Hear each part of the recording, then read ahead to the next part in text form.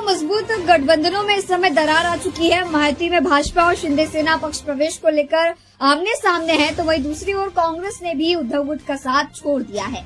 लेकिन कांग्रेस अब अपनी ताकत बढ़ाने के लिए शरद पवार के साथ चलने को तैयार है। आपको बता दें कि महाराष्ट्र में एक नया गठबंधन तैयार हो सकता है कांग्रेस और शरद पवार गुट का।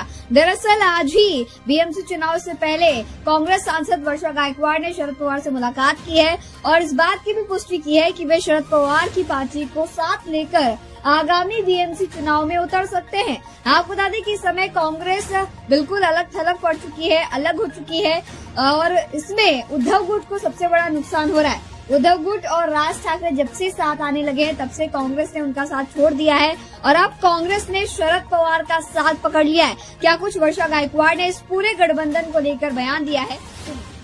सन्माननीय शरदचंद्र पवार साहेबांशी आम्ही आज सकाळी आता जाऊन आपण भेटून आलेलो आहोत आणि त्यांच्याशी आमची साधक बाधक चर्चा झाली, सविस्तर चर्चा झाली येणाऱ्या मुंबई महानगरपालिकेच्या इलेक्शनच्या संदर्भामध्ये आणि आम्ही त्यांच्याशी या विषयावरती मागील काळामध्ये पण आमची सातत्याने भेट होत होती आणि आज आम्ही हाच विषय मांडलेला आहे की येणाऱ्या मुंबई महानगरपालिकेचं जे इलेक्शन असणार याच्यामध्ये मागील खूप वर्षापासून जे आहे ते आमची शरद पवारांच्या एनसीपी बरोबर हमेशाच जे आहे ती त्या ठिकाणी नेहमी अलायन्स राहिलेली आणि येणाऱ्या काळामध्ये पण ती अलायन्स व्हावी अशी आमची मनापासूनची इच्छा आहे।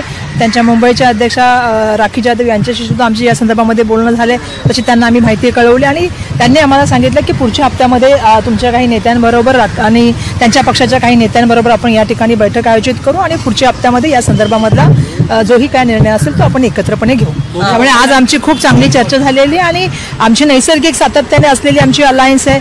सगळेजण आम्ही संविधानाचा धागा मानतो, आम्ही जे आहे ते लोकशाही मानतो, या देशामध्ये समता बंधुता न्याय स्वातंत्र्य राहिलं पाहिजे, मुंबईमध्ये जे आहे ते मुंबईची एकता अबाधित राहिली पाहिजे आणि मुंबईच्या विषयावरती येणाऱ्या काळामध्ये इलेक्शन झालं पाहिजे अशी भूमिका आम्ही त्यांना मांडलेली आहे। त्याच्याबद्दल सुद्धा आमची त्या ठिकाणी चर्चा झाली।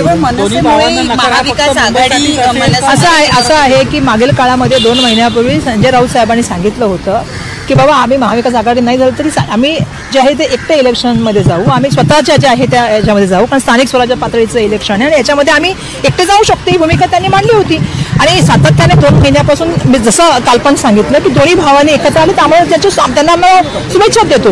पण या माध्यमातून जे आहे आमच्याशी चर्चा व्हायला पाहिजे होती। काँग्रेस पक्ष आपल्या सगळ्यांना माहिती आहे की सातत्याने ज्या ज्या वेळेला आम्ही अलायन्स केली त्या त्या वेळेला आमचा कॉमन मिनिमम प्रोग्राम राहिलेला आहे। इंडिया अलायन्सची असेल किंवा महाविकास आघाडी असेल, आमचं संविधान धागातून आम्ही कॉमन मिनिमम प्रोग्राम त्या ठिकाणी करण्याचं काम केलेलं आहे आणि आम्हाला अशी अपेक्षा आहे की येणाऱ्या काळामध्ये मुंबई महानगरपालिकेचं इलेक्शन हे सर्वांना बरोबर घेऊन केलं गेलं पाहिजे।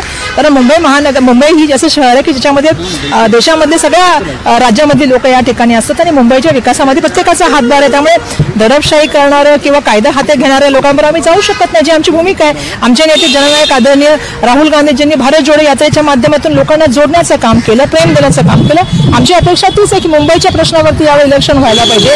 मुंबईचं इलेक्शन हे प्रांत, धर्म, भाषा, जात या विवादामध्ये न पडता मुंबईकरांना होणारा त्रास, जसं मी काल पण सांगितलं की सीएनजीमुळे 3-4 दिवस झाले मुंबईकरांना जो त्रास सहन करावा लागत आहे।